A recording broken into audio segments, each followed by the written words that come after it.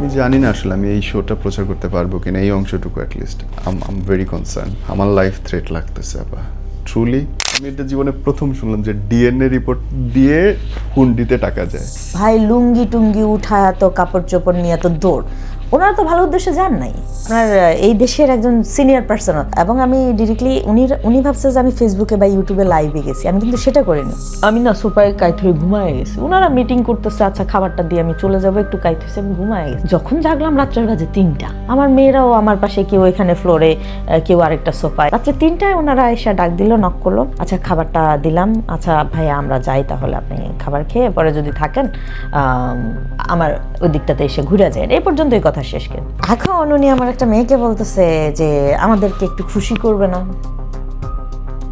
বুঝছেন আপনি ভাই, আমি আপনার কাছে অস্বীকার করবো না, আমি থাপড়াইছি। দুনিয়াতে তো মেয়ের অভাব নাই ভাই, সারা দুনিয়া খুঁজে আমার পিছনেই বাঁধতে হবে কেন? কোনটা বেশি কঠিন ছিল, ব্যবসা দাঁড় করানো নাকি পুরুষদের হাত থেকে বাঁচা?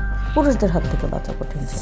আমি কাজ করতে পছন্দ করি, কিন্তু গার্মেন্টস ট্রেডে যেই এনভায়রনমেন্টে কাজ করতে হবে সেখানে অবশ্যই আমি খোলামেলা চলবো। জি, ওয়েট, মানে আপনার ফিজিক্যাল অ্যাপিয়ার নিয়ে ঝামেলা শুরু হলো। ওকে।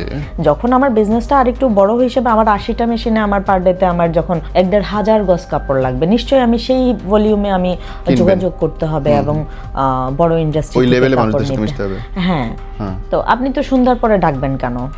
নিশ্চয়ই আমার সাথে বিজনেস আওয়ারের পরে। এখন যেহেতু ওখান থেকে গুলশান বাড়িধারা ডিভাইসেস গুলো খুব কাছাকাছি, তো একদিন ইগনোর, 2 দিন ইগনোর, 3 দিনের দিন তুমি যদি কথা না বলো, তুমি যদি আমাদের কমিটমেন্টে না আসো, আমাদের সাথে কমিউনিকেশন কন্টিনিউ না করো, তোমাকে খেসারত দিতে হবে। আপনি আলটিমেটলি একটা সুগার ড্যাডি বা কিছু বিনিময়ে আপনি যেতেই পারেন। আপনার যদি মনে হয় যে আমি খুব স্বল্প সময়ে উঠবো বা আমার টাকার প্রয়োজন, আপনি এই কম্প্রোমাইজে যাইতেই পারেন। একটা পুরুষের ব্যাকগ্রাউন্ড যতটা সহজে ঢাকা যায়, বা ঠিক আছে আগে যা করছি সেটা আগের বিষয়টা বাদ, একটা নারীর কিন্তু কখনো এটা মোছা যায় না। মেয়েদের অবমূল্যায়নের জন্য, অসম্মানের জন্য মেয়েরাই তো দায়ী আমার মনে হয় বোন, অনেকখানি। আমার দেশের যেই নারীরা আসলেই কিছু করে উঠতে চায় তারা থাকতো, কিন্তু তারা এখন আছে কোথায়? নিশ্চয়ই আপনার টেবিলে একটু চা দিচ্ছে, সন্ধ্যাবেলা আপনার সাথে একটু কফি খাচ্ছে। তারা স্বপ্নটা দেখতেছে আমার মতো কিছু করবে, যে এই লোকটা আমাকে এরকম কিছু করে দিবে। আসলে কিন্তু না, এরা কারোর জন্য করে না। তো জানেন, আমার সবসময় ধারণা ছিল সৌন্দর্য একটা মেয়ের জন্য আশীর্বাদ, সৌন্দর্য একটা শক্তি। আপনার কথা শুনে উল্টো লাগতেছে আমার। 100% উল্টো। আমরা দেশ এমনিতে ছাড়ি না, আমাদেরকে ছাড়তে বাধ্য করা হয়। আমি কি বাঁচার রাইট রাখি না বাংলাদেশে? অবশ্যই। আমি কি অপরাধ করলাম? আমার কি কারো কাছ থেকে এমন কোনো ক্লেম আছে যে না, তা এই শর্তে আমি তাদেরকে 10 টাকা দিছি বা নিছি? আমার কি অপরাধ এতটা মানবিক হয়ে দেশ থেকে বিতাড়িত হওয়ার? বাংলাদেশের নামি দামি যে গ্রুপগুলো আছেন, আশা করি তারা আমার চেহারাগুলো খুব ভালোভাবে চেনে, কারণ আমি তো অন ক্যামেরায় আসার মতো মেয়ে না, কিন্তু কারো সামনে যাইতে ভয় পাবো অতটুকু ভীতু মেয়ে আমি নই। সহজ কথা কি, সুন্দরী ব্যবসায়ী হওয়াটা আপনার জন্য অভিশাপ হয়ে গেল? অনেকটা তাই। বাৎসরিক লেনদেন হয় কত আপনার? 10-এর উপরে আছে। 10 কোটি টাকার উপরে, এবং পুরোটা নিজের? আলহামদুলিল্লাহ। কি নাম আপনার? আমি আসমা আক্তার। আসমা, আপনি দেশে বাইরে থাকেন? জি। নারী উদ্যোক্তা। আমি এটা জীবনে প্রথম শুনলাম যে ডিএনএ রিপোর্ট দিয়ে হুন্ডিতে টাকা যায়। যাচ্ছে। আপনি তো কোনো আইডেন্টিফিকেশন দেওয়া সম্ভব না, আপনার ব্যাকগ্রাউন্ড আছে, আপনার মানে কি বলবো, আপনার পজিশন আছে, এটা ক্ষতিগ্রস্ত হবে, কিন্তু আপনার টাকাটা নেওয়া দরকার। আমি কোন সিকিউরিটিতে নিব? আপনি তো, আমরাও তো কাজ করতে ঠিক তার সাথেই কাজ করি যার বাপ খালু আমার পকেটে থাকে, যে অস্বীকার করার সুযোগ নেই। তো যে হুন্ডিতে ধরেন আজকে কি বলবো 100 কোটি টাকা বা 1000 কোটি টাকা পাঠাইলো, সে তার প্রমাণও না কিছু না কিছু দিবে না, আর সেটা মানে লিগেলি প্রুফ তারা নিজেরা নিয়েই করতেছে। আমি জানি না আসলে আমি এই শোটা প্রচার করতে পারবো কিনা, এই অংশটুকু অ্যাটলিস্ট আম ভেরি কনসার্ন। প্ল্যাটফর্মের মাধ্যমেই তো আপনাদের টাকাগুলো যায়, হুন্ডি বা ক্রিপ্টোকারেন্সি বা বিটকয়েন, এটা আছে কোথায়? কম্বোডিয়াতে। মেইন আমাদের এই আন্তঃএশিয়ার এই মানে রুটটা কোথায়? যেরকম পানামা খাল দিয়ে আমাদের সব জাহাজ যাইতে হয়, তো এই দিকের এই টাকাটা যায় কোথায় দিয়ে? কম্বোডিয়া দিয়ে। প্ল্যাটফর্মের মাধ্যমে, গেমের মাধ্যমে এটা পাস হচ্ছে। তো সেখানে যারা আছে, আমি এই অঞ্চলে ব্যবসা করে নিশ্চয়ই সবাইকে চেনা জানাটা স্বাভাবিক। তো এগুলো তো আমাদের চোখের সামনের ঘটনা। জি। দেশের বাইরে কি ইচ্ছে করে গেছেন ব্যবসা প্রসার করতে, না বাধ্য হয়ে? অনেকটা বাধ্য, অনেকটা না বলা কষ্ট, অনেকটা নীরবেই নিজেকে সরিয়ে নেওয়া। দেশের বাইরে বাধ্য হয়ে ব্যবসা করতে হচ্ছে। শুরু থেকে বলেন তো কি এমন হলো যার জন্য দেশ ছাড়তে হলো, মানুষের কাছ থেকে লুকায় গিয়ে অন্য দেশে আজকে বালিতে আপনি ব্যবসা করছেন? জি, আমি গ্রাম বাংলার একটা সাধারণ মেয়ে, গ্রাম থেকে উঠে আসার। আমার বাবা এবং দাদারা মোটামুটি হাজি বংশের লোকজন। তো ছোটোবেলা থেকে আমার গার্মেন্টস ট্রেড নিয়ে পড়াশোনার খুব আগ্রহ ছিল। তো সেক্ষেত্রে ফজিলাতুন্নেসাতে ভর্তি, এবং যখন ফ্যামিলি এটা জানতে পারলো যে আমি গার্মেন্টস ট্রেড নিয়ে পড়াশোনা করছি, তো ওনারা এটাকে পজিটিভ ওয়েতে দেখলো না, কারণ গার্মেন্টসের ভাষাটা ঠিক না, এবং তাদের ধারণা ছিল যে গার্মেন্টসে ভালো বংশের মেয়েরা পড়াশোনা করে না। সেক্ষেত্রে ফ্যামিলি একটু পিছপা হওয়ার পর আমাদেরকে যেই ফাইটটা করতে হয় আর কি, ফাইন্যান্সিয়ালি, সোশ্যাল এবং অন্যান্য দিক থেকে। তো তখনকার সময় থেকে আমি মোটামুটি বাংলার প্রায় ফার্স্ট বাইক রাইডার বলতে পারেন আমি একাই। মানে আপনি তো বাইক চালাতেন? বাইক চালাইতাম। আরে বাবা, কত সালে? 2008-এর কথা বলছি। সিরিয়াসলি? সেই সময় মেয়ে বাইকার তো আমি জানতাম না, আমি চিনি না। এটা সম্ভব না। ও বাবা, আপনার এরিয়াতে আশেপাশে আমার ফ্যাক্টরি ছিল। আচ্ছা নদীর এই পারে আমার, নদীর পাড়ে যে হাউজিংটা হয়েছে না, এখানেই আমার ফ্যাক্টরি ছিল। আচ্ছা আচ্ছা। তো একটু ডানপিঠে হিসেবে যখন এই জার্নিগুলো শুরু করলাম, প্রথম আসলো ফ্যাক্টরি যখন করতে যাই বিভিন্ন ইন্ডাস্ট্রির মালিকদের পক্ষ থেকে। তারপরে হচ্ছে কাপড় কিনতে যাব নারায়ণগঞ্জে, সেখানে কিছু ভালো মানুষ আছেন। তার মধ্যে একটু যদি খোলাসা করে বলেন যে ফ্যাক্টরি মালিকদের কি হইলো, কি বলতো? তখন তো আমার মাত্র 7টা মেশিন দিয়ে শুরু। তো আমাকে কি করতে হবে, নিশ্চয় বড় যারা ফ্যাক্টরি মালিক আছেন, ইন্ডাস্ট্রি আছেন, তাদের কাপড়গুলো আমাকে এক্সট্রা কাপড়গুলো নিতে হবে। এবং যেহেতু আমার ফ্যামিলির সূত্রে কম বেশি সবাই বাইরের ছিল, আমার বাইরের কোনো বায়ারকে কাপড় দিতে হয়নি। হয়তো আমার একটা কাজিনকে ফোন দিলাম যে আমার 5,000 কাপড় আছে, তুই বিক্রি করে পয়সা দিস, অনেকটা তুই তুকারি সম্পর্ক। আমার মামারা ফ্রান্সে অনেক বছর ধরে সেটেল, সো সুসুতাতে আবার বাংলাদেশে আমি ফার্স্ট অনেক বছর ধরে। তো সেখান থেকে একটা ইনকাম সোর্সের ব্যবস্থা আছে, যেটা আমি গার্মেন্টস ট্রেডে ইনভেস্ট করতে আমার আর কোনো প্রবলেম নেই। কিন্তু ছুটতে তো হয়। 12-14 বছরের 15 বছরের একটা মেয়ে বাইকে ছুটবে, একটা ইন্ডাস্ট্রিতে যাবে, একা গিয়ে কথা বলবে, এত সহজ না কিন্তু। মানে তখন আপনার বয়স কত? 12-14? মানে 15++? জি। মানে 15 বছরের একটা কিশোরী সে ফ্যাক্টরি করতেছে? কে সে? আমি নিতে পারলাম না। 15 বছরের মেয়েরা এখন টিকটকের ফিল্টারটাই দেয় ঠিক মতো, এর বাইরে কিছু পারে না। আর আপনি তখন ফ্যাক্টরি করতেছেন, মানুষ, মেশিন, টাকা পয়সা, কাপড়, ডিজাইন, লেনদেন করতেছেন। আলহামদুলিল্লাহ আমার 50 লাখের উপরে ব্যালেন্স দিয়ে, যেটা নরমালি তখন ছোট। এবং তাও আপনার নিজের ইনকাম? আলহামদুলিল্লাহ। ওই 15 বছর বয়সে? জি। আপনি কি? নানু আমাকে সুই সুতায় হাতের কাজ শেখাতো। তো তখন মাথা গরম হয়ে গেল। আলহামদুলিল্লাহ আমি ফ্রান্সে হস্তশিল্পের মানে সফল ব্যবসায়ী এখন পর্যন্ত রানিং আছে। তো ইনকাম সোর্সটা ওইখান থেকে আসাতে মানে আমি এতটুকু সাহস করতে পেরেছি। তো সেখান থেকে 2-4টা করতে করতে আলহামদুলিল্লাহ আমি প্রায় 80টা মেশিন পর্যন্ত পৌঁছাইছি।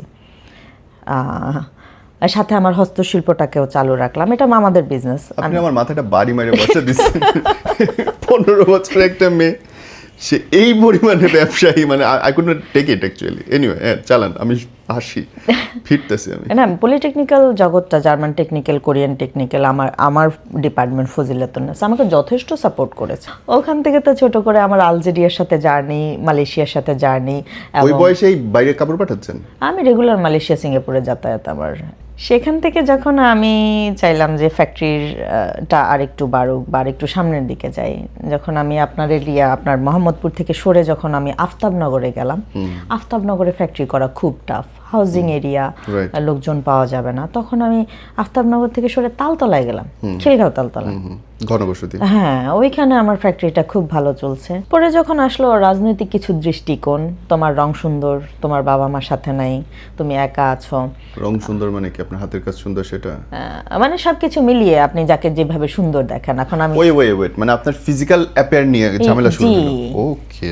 যখন আমার বিজনেসটা আরেকটু বড় হিসেবে, আমার 80টা মেশিনে আমার পার ডেতে আমার যখন মানে 1,500 গজ কাপড় লাগবে, নিশ্চয়ই আমি সেই ভলিউমে আমি যোগাযোগ করতে হবে এবং বড় ইন্ডাস্ট্রি ওই লেভেলে মানুষদের সাথে মিশতে হবে। হ্যাঁ, তো আপনি তো সন্ধ্যার পরে ডাকবেন কেন? নিশ্চয়ই আমার সাথে বিজনেস আওয়ারের পরে। এখন যেহেতু ওখান থেকে গুলশান, বাড়িধারা, ডিভাইসেস গুলো খুব কাছাকাছি, তো একদিন ইগনোর, 2 দিন ইগনোর, 3 দিনের দিন তুমি যদি কথা না বলো, তুমি যদি আমাদের কমিটমেন্টে না আসো, আমাদের সাথে কমিউনিকেশন কন্টিনিউ না করো, তোমাকে খেসারত দিতে হবে। আমি তোর কাছ থেকে টাকা দিয়ে কাপড় কিনতেছি। হ্যাঁ, এবং এতে খুব ভালো ভালো গ্রুপগুলো আছে যেটা আপনি চিন্তাও করতে পারবেন না। বাংলাদেশের নামি দামি যে গ্রুপগুলো আছেন, আশা করি তারা আমার চেহারাগুলো খুব ভালোভাবে চেনে, কারণ আমি তো অন ক্যামেরায় আসার মতো মেয়ে না, কিন্তু কারোর সামনে যাইতে ভয় পাবো অতটুকু ভীতু মেয়ে আমি নই। আমি আজকে কথাগুলো এই জন্য বলতেছি, আমাদের গার্মেন্টস ট্রেড, আমাদের বাইং হাউসের বিভিন্ন পর্যায়ে বিভিন্ন সুন্দরী রমণীগুলো, গ্রাম থেকে উঠে আসা স্বপ্ন নিয়ে ভেসে আসা মেয়েগুলো, তারা আসলেই জানে না যে রঙিন স্বপ্নগুলো যাদেরকে যারা দেখায় যে ঠিক আছে তুমি আমার সাথে একটু কথা বলো, তুমি এই জবটা করো, আমি একটা সময় পর তোমাকে এটা করব ওটা করব, আসলে এটার পেছনে কি আছে, কেমন আছে, এটা আমরা যারা প্র্যাকটিক্যালি তাদের সাথে কাঁধে কাঁধ মিলিয়ে চলে আসছি তাদের চাইতে বেশি কেউ জানে না। আমি আপনার কাছ থেকে পয়সা দিয়ে কাপড় কিনতেছি, সেখানে যদি আপনি আমাকে এতটা বাধ্য করতে পারেন, তাহলে যে আপনার কাছে বাধ্য বলতে পারি, আপনার চাকর, তাকে আপনি স্পেস দিবেন, এটা কি বিশ্বাস করা যায়?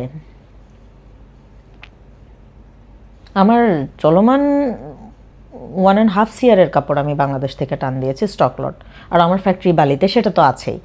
আর আমার বিশেষত হলো আমার ফ্যাক্টরিতে কোনো পুরুষ নেই, সিকিউরিটি থেকে শুরু করে একদম মানে আমার নিচের লেভেলটা পর্যন্ত টোটালি মেয়ে। মাশাআল্লাহ, মানে পুরোটা নারী কর্মসংস্থান, পুরোটাই নারী, এখানে কোনো পুরুষ নাই। কারণ হলো আমার নানুরা পূর্ণ পর্দা করে, আর নিশ্চয়ই আপনি আমাকেও দেখতে পাচ্ছেন। আমি কাজ করতে পছন্দ করি, কিন্তু গার্মেন্টস ট্রেডে যেই এনভায়রনমেন্টে কাজ করতে হবে সেখানে আমার মাইগ্রেনের মাথা ব্যথার প্রবলেম আছে, আমি এইভাবে চলা সম্ভব না। অবশ্যই আমি খোলামেলা চলবো, সেটা আমার মেডিকেল ইস্যু, আমি তো কাউকে দেখানোর জন্য এটা করব না। সো আমি টোটালি মেয়ে রাখছি। তো তোমার হাতে তো অনেক মেয়ে আছে, তুমি একটু সাপোর্ট করলে তোমার দ্বারা অনেক কিছু সম্ভব। আমরা যদি সন্ধ্যাবেলা চায়ের আড্ডাটা ভালোভাবে দিতে পারি, তোমার দিনের আলোতে তোমাকে কেউ ডিস্টার্ব করবে না। ভাই, আমার পয়সা দিয়ে আমি কাজ করতেছি, খুব সহজে না, কিন্তু দিনের 3টায় বৃষ্টি হচ্ছে, এর মধ্যে আপনি বাইক চালায় নির্দিষ্ট একটা সময় আপনি নারায়ণগঞ্জ যাবেন, আপনি গাজীপুরে যাবেন, কোনাবাড়িতে যাবেন, একটা মেয়ে, ইটস নট সো ইজি, এবং উইথ ক্যাশ। 50 লাখ টাকা আপনি ব্যাগে নিয়ে পিঠে করে যান, একটা ছেলেকে বলেন, সে বলবে বাবা আমি পারবো না। হ্যাঁ, পারবে না। আমি সেটা করেছি, কিন্তু তারপরেও কি আমার প্রয়োজন আছে কারো কাছে বাধ্য হয়ে সন্ধ্যায় তার চায়ের আড্ডায়? আপনাকে কথা বলার সাহসটা কেমনে পায় তাইলে? কথা পায় আপনাদের, আপনি দিতেছেন, আপনি তার ব্যবসা দিতেছেন, জি, আবার উল্টা সে ফিজিক্যালি আপনাকে হ্যারেজ করে। How he could? আপনাদের প্রশাসন তো সেটা দিচ্ছে। আপনাদের প্রশাসনের কাছে যখন আপনি এটা নিয়ে যাবেন, সে বলবে যে আপু একটু কম্প্রোমাইজ করলে চললেই তো হয়, একজনের সাথে একটু বসে কফি খেলে কি হয়, ভাইয়া তো ভালো মানুষ। মানে এটা আপনাদের প্রশাসনের কাছে যখন আমরা অভিযোগ নিয়ে যাই, যারা এখন তথাকথিত সিনিয়র পার্সন আছে, আমি নাম নাই বলি, আর তারা অবশ্যই আমার এই চিত্রটা দেখলে বুঝতে পারবে যে আমি কাকে বলছি বা কেন বলছি। সো এই হলো চিত্র। ফাইনালি যখন দেখলাম যে আমার বাবা মার সাথে নাই, নানু বৃদ্ধ, মামারা প্রবাসী, সো আমি এখানে না থাকাই ভালো।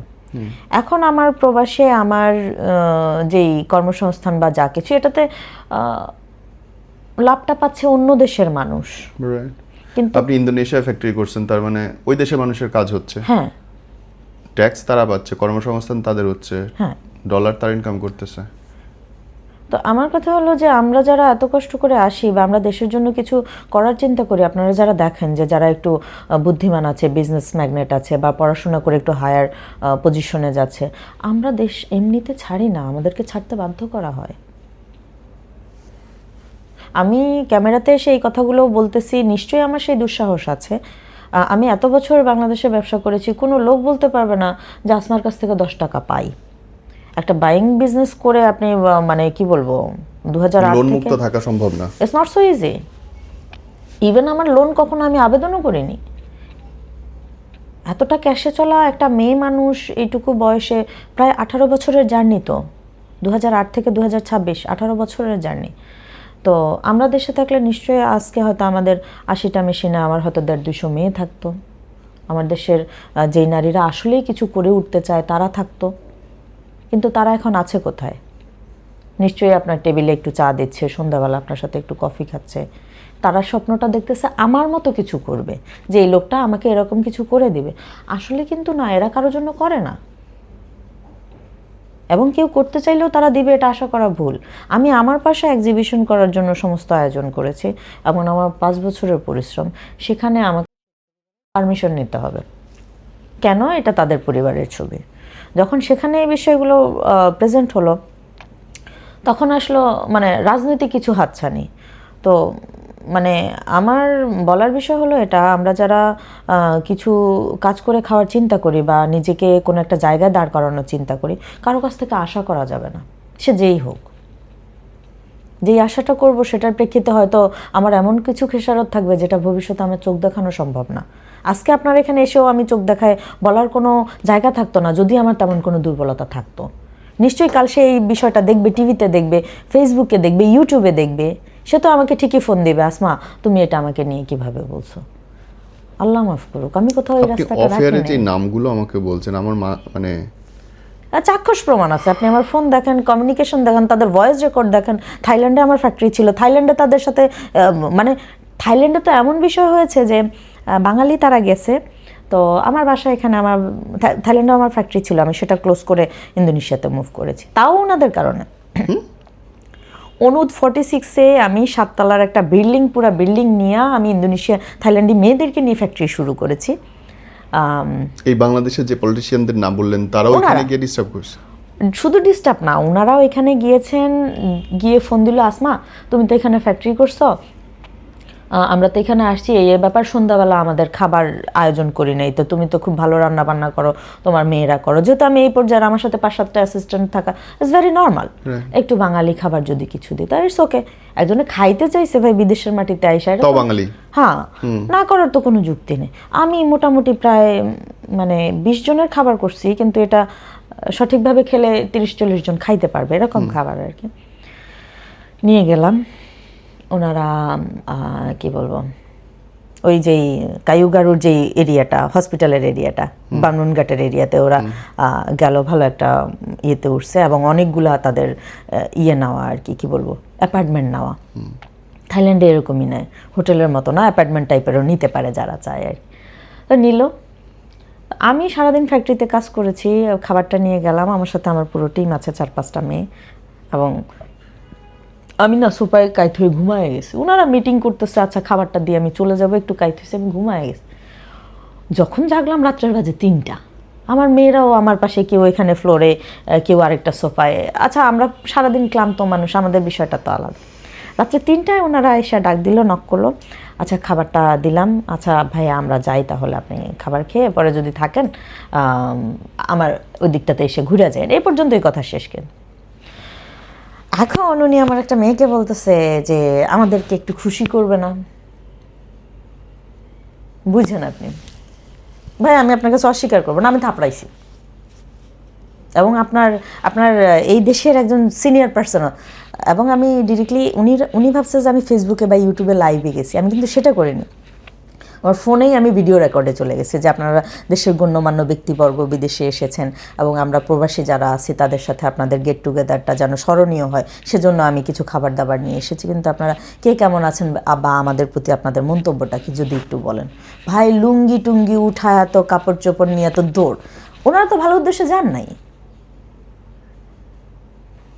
পরবর্তীতে সেখানেও আমাকে ধমক, তুমি যদি এই ভিডিও ডিলিট না করো এবং মানে আমাদের সাথে এই ধরনের শত্রুতা তুমি না করো তাহলে তোমাকে মেরে ফেলবো। থাইল্যান্ডে যে ধমক, চিন্তা করেন। আমার রানিং ফোনগুলো ওইখানে রেখে, রানিং ফ্যাক্টরিটা ওইখানে রেখে তারপর আমি বালিতে চলে গেছি। এত পাওয়ারফুল তারা, এত পাওয়ারফুল। আমার কথা হলো দুনিয়াতে তো মেয়ের অভাব নাই, থাইল্যান্ডে মেয়ের অভাব নাই, ইন্দোনেশিয়াতে মেয়ের অভাব নাই। ভাই সারা দুনিয়া খুঁজে আমার পিছনেই বাঁধতে হবে কেন? আমি কি করলাম? এবং আপনি যে নামগুলো আমাকে বলছেন, আমি আমি আমি মানে আমি ভয় পাইতেছি নিজে অ্যাকচুয়ালি এখন। আমি ভয় পাই না যে এই নাম কোনোভাবে কোনো রকমভাবে মুখ ফসকে একটা শব্দ বেরোলেও আল্লাহ জানে আমার কি হবে, আপনার কি।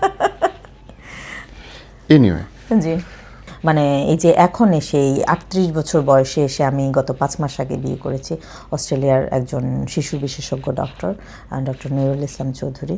তো এটার ইফেক্ট এতটাই ছিল যে আমি একটা সুন্দরভাবে একটা জীবন শুরু করবো তাও পসিবল ছিল না। এবং আমি যে এবার আসলাম প্রথম শ্বশুরবাড়িতে গেলাম সিলেটে, কারণ আমি মোটামুটি প্রস্তুত ছিলাম যে কোনো প্রকার যদি একটা সাউন্ড আমার দিকে আসে আমি তো হাটে হাড়ি ভেঙে দিব। আর কত, আমি কি বাচ্চার রাইট রাখি না বাংলাদেশে? অবশ্যই। আমি কি অপরাধ করলাম? আমার কি কারো কাছ থেকে এমন কোনো ক্লেম আছে যে না তা এই শর্তে আমি তাদেরকে 10 টাকা দিছি বা নিছি? কোন ক্ষেত্রে আমার জীবনটাকে এতটা জাহান্নাম করবে? কোনো কারণ আছে? আমি ক্যামেরার সামনে আসার চিন্তা কখনোই করি নাই। আমার কোম্পানি, বাইং হাউস বা যেটাই থাকুক না কেন, আমি এতটা লম্বা সময়ের জার্নিতে আমি কখনো ক্যামেরার সামনে আসিনি এবং নিজেকেও কোথাও প্রেজেন্ট করিনি। তো আজকের এই বলাটা এই জন্য যে শকুন গেছে চিল আসবে, চিল মরে গেছে কাক উড়বে, এটা এক কথায় শেষ হয়ে যাবে না। কিন্তু আমরা যারা করতে চাই তারা হয়তো রঙিন ফ্যাসিলিটিগুলোর পিছনে না ভেগে যদি আমরা আসলে আমাদের পরিশ্রম এবং আমাদের কি বলবো নীতিসততাকে প্রাধান্য দিয়ে এগিয়ে যাই তাহলে সম্ভব। আমি বোন, জি। কোনটা বেশি কঠিন ছিল, ব্যবসা দাঁড় করানো নাকি পুরুষদের হাত থেকে বাঁচা? পুরুষদের হাত থেকে বাঁচা কঠিন ছিল। আমি যতগুলো কান্ট্রির সাথে বিজনেস করেছি, সৌদি, তারপরে হচ্ছে আপনার Algeria, Kuwait, Dubai, Malaysia, Singapore, এদের সাথে তো আমার রেগুলার। ইনশাআল্লাহ আমি ডিসেম্বর হয়তো অস্ট্রেলিয়াতেও লঞ্চ করবো আমার পার্সোনাল ব্র্যান্ড, সেটার প্রয়োজনীয় কার্যক্রম আমি সম্পন্ন করেছি। ফ্রান্সের সাথে আমার খুব লম্বা সময় ধরে হস্তশিল্পের বিজনেস, মোটামুটি কমফোর্টেবল। তারা আপনাকে মানুষ হিসেবে রেসপেক্ট দিবে, হয়তো আপনি সুন্দর হলে আপনাকে অ্যাপ্রিসিয়েট করবে, ফোর্সের কোনো জায়গা নাই। কিন্তু আমি আমার ঘর থেকে বিতাড়িত হয়ে আজকে যখন এই পর্যায়ে এসে দেখি তখন আমার আফসোস হয়, কারণ আমার এই ফ্যাসিলিটিটা পাওয়ার কথা তো আমার দেশের মানুষ। বালিতে সবাই এই বয়সে আমাকে আম্মু ডাকে। নিশ্চয়ই আপনি টাকা দিয়ে কাউকে বস শব্দটা অর্জন করতে পারেন বা ম্যাডাম শব্দটা অর্জন করতে পারেন, কিন্তু একটা কোম্পানিতে আপনাকে সবাই মা ডাকবে। ওটা ওটা অনেক মানবিক হিসাব, ওটা টাকা পয়সা হিসাবে না। আমার কি অপরাধ এতটা মানবিক হয়ে দেশ থেকে বিতাড়িত হওয়ার? সহজ কথা কি সুন্দরী ব্যবসায়ী হওয়াটা আপনার জন্য অভিশাপ হয়ে গেল? অনেকটা তাই। বাংলাদেশে কি এখন অফিস আছে আপনার? অফিসিয়ালি আছে, কিন্তু কার্যক্রম অনেক আগে আসলে এখানে হয় না কিছু। বাংলাদেশের মানুষ কি বাইরে নিয়ে যাচ্ছেন নাকি ইন্দোনেশিয়ার লোকাল মানুষ কাজ করছে আপনার সাথে? ইন্দোনেশিয়ার সবাই লোকাল করছে, কিন্তু কাটিং সেক্টরটা বাংলার মানুষজন ভালো, যার জন্য এখানকার কয়েকটা গার্মেন্টস থেকে কয়েকজনকে হায়ার করার চিন্তাধারা করছি। ওকে বোন, বদল কি আসলেই হয় নাই কিছু যখন শুরু করেছিলেন আর এখন আজ পর্যন্ত? এখন অনেক মেয়ে সাহস করে বের হচ্ছে, ফাইট করছে, এটা পরিবর্তন দেখেছি। বিষাক্ত শকুনগুলো অনেকটা ঘরে ঢুকেছে, এটা দেখেছি, কিন্তু তার নখের থাবাটা যে থেমে গেছে এটা নিশ্চিত নয়। আগে হয়তো সমাজে ডাকতো, সেটা আপনি প্রতিবাদ করতে পারতেন, কিন্তু যখন আপনি তার চার দেওয়ালের মধ্যে ঢুকবেন বিপদে আপনিই পড়বেন। একটু ব্যাখ্যা করেন। সাপের গর্তে ঢুকে আপনি যদি বলেন যে আমি সাপের সাথে ফাইট করব, পারা যাবে না তো। তো এখন তো তারা সমাজ থেকে গর্তে ঢুকেছে। এই জন্য আমার আজকে ক্যামেরার সামনে বলার যে আপনারা যারা যাই করতে চান না কেন, অবশ্যই কোনো গর্তে ঢুকা যাবে না। আর এই হাতছানিগুলো তো নিশ্চয়ই আপনাকে যদি সাধারণ একটা 2-4-5 কোটি টাকার মালিক একটা লোক এসে আপনাকে বলে যে আমি আপনাকে একটা মাল্টিন্যাশনাল পর্যায়ে একজন বিজনেসম্যান হিসেবে দাঁড় করায় দেব, এটা তার কাজ না। তো আমাদের অনেক দেখি যে আমাদের বুয়েটের অনেক ইঞ্জিনিয়ার বের হয়েছেন, আজকে আমার হাতেও কয়েকটা সিভি আছে যারা বুয়েটের ইঞ্জিনিয়ার। প্র্যাকটিক্যালি যখন আমরা কাজে যাই আমাদের ধারে কাছেও চিন্তা করা সম্ভব না। আমরা তো বুয়েট থেকে আসিনি, আমরা ফজিলাতুন্নেসা থেকে এসেছি। প্র্যাকটিক্যাল আর বুক তো আলাদা জিনিস। জি, ইনস্টিটিউশন আর প্র্যাকটিক্যাল অনেক আলাদা জিনিস। আমি আপনার এখানে বলতে আসার কারণ হলো এইটা যে যে পরিমাণে আমাদের ইয়াং জেনারেশন তারা ছুটাছুটি করছে, চেষ্টা করছে, ঠিক এই পরিশ্রমটাই যদি কারো ব্যক্তি বিশেষে না দিয়ে যদি কাজের ক্ষেত্রে দেয়, আপনি খুব নর্মাল একটা লেভেলে একটা গার্মেন্টসে ঢুকতে পারেন, মাস শেষে একটা স্যালারি পাবেন, আপনার একটা অভিজ্ঞতা হবে, ওই অভিজ্ঞতাটাই আপনাকে এই পর্যায়ে দাঁড় করাতে পারে। কিন্তু আপনি নিজের জীবন যৌবন এবং নিজের সময়টাকে ব্যয় করে যে লোকগুলোর পিছনে দিচ্ছেন, তারা আলটিমেটলি আপনাকে রাস্তায় ছুঁড়ে ফেলে দেবে, এর চেয়ে বেশি কিছু হবে না। আচ্ছা, এতক্ষণ পরে আমি ক্লিয়ার হয়েছি। তার মানে যারা হয়তো অন্য আরেকজনকে ব্যবসা দাঁড় করায় দেবে বলে প্রতিশ্রুতি স্বপ্ন দেখায়, অ্যাকচুয়ালি সেটা হচ্ছে একটা ট্র্যাপ। সেটা আমার প্র্যাকটিক্যাল লাইফে এবার এসে, যে আমি তো হয়তো একটা সার্জারির জন্য এসেছি এবং আমার কিছু বিজনেস মিটিং আছে, এটার জন্য এসেছি, কিন্তু দেখে প্র্যাকটিক্যাল চিত্রটা এমনভাবেই দেখলাম যে আমি এটাতে বলতে বাধ্য হচ্ছি। আন্ডারস্টুড। তাহলে বোন, মেয়েরা চলবেটা কেমনে, দাঁড় করাবে কেমনে? হেল্প তো লাগেই মানুষের কোনো না কোনোভাবে। দেশে যে একেবারেই মানুষ নাই তা কিন্তু না। আপনাকে হেল্প করবে আপনার কাজের সহপাঠী একজন, সহকর্মী একজন। যখন আপনাকে এমডি এসে হেল্প করতে চাইবে, চেয়ারম্যান এসে হেল্প করতে চাইবে, সেটাও ইভিনিংয়ের কফিতে, ইটস নট হেল্প। তো বিনিময় তো আপনাকে হেল্প আর বিনিময়ের পার্থক্যটা বুঝতে হবে। আর কেউ কাউকে করে দিবে, এটা তো ভোক্কামির কথা। আপনি যদি কাজ না জানেন, কেউ আপনাকে পজিশন দিলেও তো আপনি ধরে রাখতে পারবেন না। পয়েন্ট। সো অনেককেই দেখছি, আমার কাছেও কিছু সিভি আসছে একদিকে আপনি প্রতিবাদের কথা বলছেন, নিজে দাঁড়ায় থাকার কথা বলছেন, স্রোতের বিপরীতে পরিশ্রম করে সফল হওয়ার কথা বলছেন, আরেকদিকে কিন্তু এটাও বাস্তবতা বোন, যে এখন অনেক মেয়েই আছে, সরি এভাবে বলতেছি, হেসে হেসে ঘেসে ঘেসে গিয়ে পড়ে। এবং আমাদের দেশে নতুন অনেক টার্ম হইছে জি, বয়স্ক পুরুষদের নিয়ে, তাদের কারণেই, সুগার ড্যাডি। রাইট।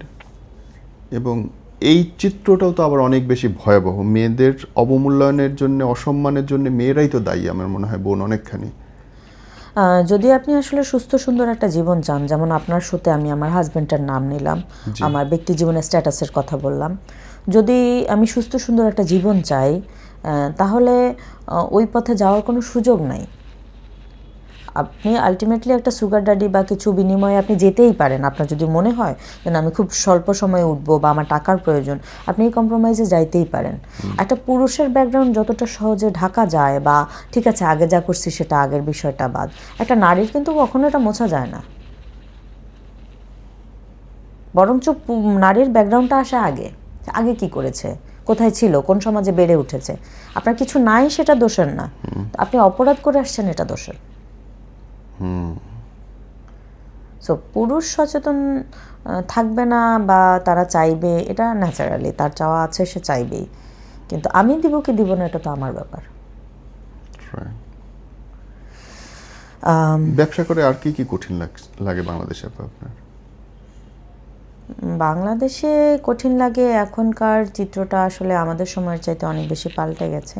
তখনকার গ্রামের মেয়েরা এসে একটা গার্মেন্টসে ঢুকতে পারছে, কিন্তু গার্মেন্টসের লেভেলটা এখন অনেকটা ভালো পর্যায়ে গেছে, যেটাতে ন্যূনতম একটা কোয়ালিটি নিয়ে ঢুকতে হয় এবং ফিউচারও অনেক ভালো। এবং যারা আসলে একটু মনোযোগ দিয়ে কাজ করে, তারা ওখান থেকে বের হয়ে নিজের একটা ভবিষ্যৎ ভাবার সুযোগ আছে। আগে যেরকম 5 বছর একটা মেয়ে অপারেটর ছিল, কিন্তু সে বাইরে এসে কিছু করে খাওয়ার জায়গা নাই। এখন কিন্তু অপারেটরদেরকে এমনভাবেই কাজ করানো হয়, শেখানো হয়, যে বাইরে এসে সে 2টা সেলাই মেশিন নিয়ে বসতে পারবে এবং কিছু করে খাইতে পারবে। তো আমার মনে হয় গার্মেন্টস ট্রেডেও যদি আমাদের সুন্দরী রমণীরা আসে, বা এই ধরনের যারা সত্যিই কিছু পজিশন করতে চায়, সম্ভব। এমডির হাত না ধরে আপনার সহকর্মীকে বলতে পারেন যে আমাকে কাজটা দেখায় দাও, বা কী করলে আমি আরও ভালো কাজ শিখতে পারি। টাকা কীভাবে পেতে পারি, এটা তো অনেক রাস্তাই খোলা আছে, সেটা না খুঁজলেও ভালো। কিছু টাকা পেলেন আপনি, 20-50 লাখ টাকা বা 2-4 কোটি টাকা পেলেন, কিন্তু সেটার ব্যাকগ্রাউন্ড যদি এমন হয় যে আপনার হাজব্যান্ডের পরিচয় দিতে পারবেন না, বা হাজব্যান্ডের কাছে তাদের কথা বলতে পারবেন না, আপনি কিন্তু কোথাও না কোথাও তাদের কাছে জিম্মি থাকবেন। ট্রু, এটা ট্রু। কোনো না কোনোভাবে বাধা থাকবেই। আমরা কন্ট্যাক্ট নাম্বার ইউজ করতেছি না, যেটা 18-20 বছরের পুরনো, আমরা তো চাইলেও বন্ধ করতে পারবো না ব্যবসা। ডিলিং তো ওখানটাই। জি, তো আপনি কিভাবে পারবেন? আপনি কি পারবেন? আপনার এখনকার তো আসলে ফেসবুক আসছে, অন্যান্য সোশ্যাল মিডিয়ার আরও অনেক কিছু এসেছে। আমি সারা জীবন একটা নম্বর ইউজ করে এসেছি। আপনার যদি একটা ব্যাকগ্রাউন্ড থাকে, একটা অ্যাফেয়ার, একটা গার্লফ্রেন্ড বা একটা কিছু, আপনি কি এটা মুছে ফেলতে পারবেন? না, সম্ভব না। তাহলে আপনি যে যাদের বলতেছেন যে হেসে হেসে ঘেসে ঘেসে, তার কি একটা সংসার বা একটা প্রতিষ্ঠান বা যেই উদ্দেশ্যে সে মুভ করছে, সেখানে কি সে টিকে থাকা সম্ভব? প্রশ্নবিদ্ধ, রাইট। ভালো চাইলে ভালো করতে হবে, আর ভালোর পথটা আসলেই কঠিন। বোন, যদি মানে অসুবিধা না থাকে, বাৎসরিক লেনদেন হয় কত আপনার? 10-এর উপরে আছে। 10 কোটি টাকার উপরে? জি, এবং পুরোটা নিজের? আলহামদুলিল্লাহ।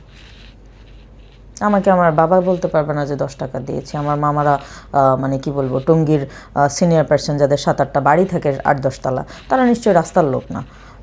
আমাকে কেউ বলতে পারবে না যে 10 টাকা দিছে। আমার নানু দিত, আমার হাত খরচ দিত 10,000 20,000 এরকমটা আর কি। তো 10-20 হাজার টাকা দিয়ে তো আর 10 ইয়ারের একটা বিজনেস দাঁড় করানো ইজ নট পসিবল। অনেক ভিজেছি, অনেক বৃষ্টিতে ভিজেছি। আমার হাতের এখানে মোটর বাইকে অ্যাক্সিডেন্ট করে ফাটার দাগ আছে, আমার হাঁটুতে আছে। মানে আমি ঘড়ির কাঁটার সাথে পাল্লা দিয়ে ছুটেছি। সেটাতে কি রোদ ছিল না, বৃষ্টি ছিল না, ঝড় ছিল, আমি এটা চিন্তা করে নাই। ফ্লাইটেও দৌড়াইতে হয়েছে, ফ্লাইট থেকে নেমে ট্রেনে উঠেছি, ট্রেন থেকে নেমে বাসে উঠেছি, বাস থেকে নেমে বাইকে চড়েছি। আমিও তো সুন্দরী রমণী, বয়সও তো 38, খুব একটা বেশি না। তো আমার যদি এটা পসিবল, ইয়াং জেনারেশনের যতটা এনার্জি দেখি, যতটা তাদের সাহস দেখি, শক্তি দেখি, আমার সময় ফাইট করাটা অনেক কঠিন ছিল। তো জানেন, আমার সবসময় ধারণা ছিল সৌন্দর্য একটা মেয়ের জন্য আশীর্বাদ, জি সৌন্দর্য একটা শক্তি। জি, তো আপনার কথা শুনে উল্টো লাগতেছে আমার। 100% উল্টো। প্র্যাকটিক্যাল লাইফে সেটা হয় না। কত বাবা মাই তো সাথে থেকে আমরা এরকম দেখলাম যে অর্ধেক পথে এনে মেয়েকে ডিপ্লোমা পাশ করিয়েছে বা বিএসসি করিয়েছে, কিন্তু তারপরে আর কিছু ভাবা হয়নি। একটা ছেলের হাতে তুলে দিল, এখন সে থালাবাটি মাঝে আর বাচ্চা কোলে নেয়। এখন আপনাদের বুয়েটের অনেকে সিবি আছে, তাকে আমি কাজে যোগ্যই মনে করি না। সো কি বলবো, আসলে যখন আপনি দক্ষতা অর্জন করতে যাবেন এবং মানি ম্যানেজমেন্ট এবং আপনার বিজনেস থিম এবং আপনার সাহস, শক্তি, এসব কিছু মিলিয়েই দাঁড়াতে হয়। তো আপনি যদি কোনো একটার উপরে ভর করেন যে আমি রং সুন্দর, তাতে কিছু অর্থ আসবে, আর কিছু তো হবে না। আপনার এখানে মোহাম্মদপুরে অনেক ফ্ল্যাট আছে, অনেক কিছু আছে। আমরা যারা জানি আসলে ভেতরের খবর, যে আমি তার কথায় মজি আর না মজি, তার কাছ থেকে আমার কাপড় নিতেই হবে। তার পার্সোনাল ইনফরমেশন 5-7-10 বছর চললে তার পার্সোনাল ইনফরমেশন আমি জানা বা আমারটা জানা, এটা খুবই স্বাভাবিক। তো আমার বিষয়টা, আমি ট্রিগার পয়েন্টে আসার কারণ হলো, যখন একটা লোক রাতে 3টা বাজে ফোন দিল, আসমা সকালে আমার ফ্লাইট, আমার এখানে তো এই কাপড়টা নামবে, 2 টন কাপড় আছে, তুমি এসে নিয়ে যাও। আচ্ছা ঠিক আছে ভাই, আমি নামতেছি। আমি তো শার্টের বাটনটা টান দিতে দিতে তো আমি নিচে নেমে গেছি, আমি তো বাইক টান দিয়ে চলে গেছি। নিশ্চয়ই সে জানে এখন আমার হাজব্যান্ড থাকলে এটা পসিবল হতো না, সে কণ্ঠটাও শুনতো। তো আমি একা চলছি সেটা জানতে পারার কারণ এইটা। অবশ্যই এটা দোষ বলবো না, একসাথেও চলতে গেলে তো, ব্যবসা করতে গেলে এটা জানা হয়ই। কিন্তু এমন এমন পর্যায়ের লোকগুলো এমনভাবে বাধ্য করার চেষ্টা করেছে, যেটা আসলেই মানে না বলার জায়গা আছে, না দুঃখটা শুয়ে নেওয়ার জায়গা ছিল। যদি এই ক্ষতিগ্রস্তগুলো আমি তখন না হতাম, আমি 2020-এর কথা বলছি, আজকে হয়তো আমি এর চাইতে ভালো কিছু থাকতাম। বিদেশে একটা জায়গায় গিয়ে আপনার যতই অভিজ্ঞতা থাকুক, অন্য একটা পরিবেশ, অন্য মানুষ, আমাকে অনেকটা পিছাইতে হয়েছে, অনেক নতুন মানুষগুলোর সাথে ফাইট করতে হয়েছে, অনেক মানসিকতার সাথে ফাইট করতে হয়েছে। আর এখন আমাকে বললেও তো আমি আসবো না। আপনার দেশ থেকে এখন অনেক ওয়েলকাম আছে, আসমা তোমাদের মতো মেয়েদেরকেই দেশে প্রয়োজন, তোমরা দেশে আসো, তোমরা কিছু করো। আমার এই দুঃখগুলো আমি বলবো কোথায়? কোথাও না পেয়ে আপনার কাছে আসছি। যে বেচারা তো নারীদেরকে নিয়ে অনেক কিছু বলে, অন্তত ওনার কাছে বলি, যে কারণ ওনার কাছে বললে তো উনি আমার কথাগুলো শুনবে, একদিক দিয়ে শুনবে, অন্য দিক দিয়ে বের করে দেবে, এবং উনি ডাকতেছে যে কেন ডাকতেছে সেটা তো আমি জানি। আর তার চাইতে ভালো ক্যামেরায় বলি। কিছু মানুষ সচেতন হবে, হয়তো পরিবর্তন আশা করি। বোন, লাস্টলি আমাদের নারীদের জন্য যদি কিছু বলার থাকে, একদম ইয়াংদের জন্য। একদম ইয়াংদের জন্য কথা হলো, যদি তোমরা সুস্থ সুন্দর জীবন করতে চাও, এক্ষেত্রে তোমাদের যোগ্যতা, দক্ষতা এবং উপার্জন ক্ষমতা খুবই গুরুত্বপূর্ণ। এটাকে সৌন্দর্যের বাইরেই রাখো। আমি 38 বছর বয়সে আমার এই সৌন্দর্য যেহেতু আমার জন্য কাল, তুমি স্বামীর ঘরে যাবে, তোমার রং সুন্দর বা ইয়ে দিয়ে যে তুমি ভালো থাকবে বা জীবনে কোনো ঝড় আসবে না, এটা ভুল। আমার মনে হয় প্রত্যেকটা মেয়ের নিজের উপার্জনের জায়গাটাকে শক্তপোক্তভাবে ধরে রাখা উচিত। আর চলমান মেয়েরা এতই বুদ্ধিমান এবং এতই চতুর যে তারা একটা সংসার সামলাল দিয়ে একটা পজিশন, সেটা বিজনেস হোক বা তার প্রফেশনের মানে কোনো জব হোক, কোনো ব্যাপার না। বর্তমান ছেলেরাও অনেক হেল্পফুল। তো কোনোভাবেই তার শিক্ষা এবং তার কাজের সাথে কম্প্রোমাইজ করা উচিত না। বোন, বিয়ের পরে কি ব্যবসা বাণিজ্য কঠিন হয়ে যায়, চাকরি বাকরি? Definitely not. আমি যে শুক্রবারে ফ্লাই করব, আমার হাজব্যান্ড আমাকে টিকিট করে দিচ্ছে। আমি মানে বিজনেসে কোথায় কি শিপমেন্টটা নিয়ে একটু প্রবলেম হচ্ছিল, উনি নিজে সলভ করেছেন। এবং আসলে যদি আপনার যখন যোগ্যতা থাকবে, আপনাকে একজন সালাম দিতে বাধ্য। এইটা হচ্ছে আসল কথা। আমার ফ্লাইট টিকিট করে দেওয়ার জন্য তো আমার অ্যাসিস্ট্যান্ট যথেষ্ট, আমার হাজব্যান্ডের প্রয়োজন হয় না। মানে উনিও তো ব্যস্ত মানুষ, অস্ট্রেলিয়ার একজন ডক্টর, ওনারও নিশ্চয়ই অনেক ব্যস্ততা আছে।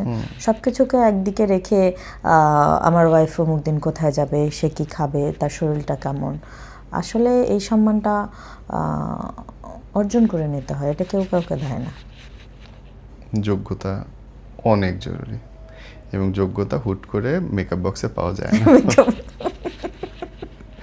ওইটার জন্য ঘাম ঝরাইতে হয়, হাড্ডি ভাঙতে হয়।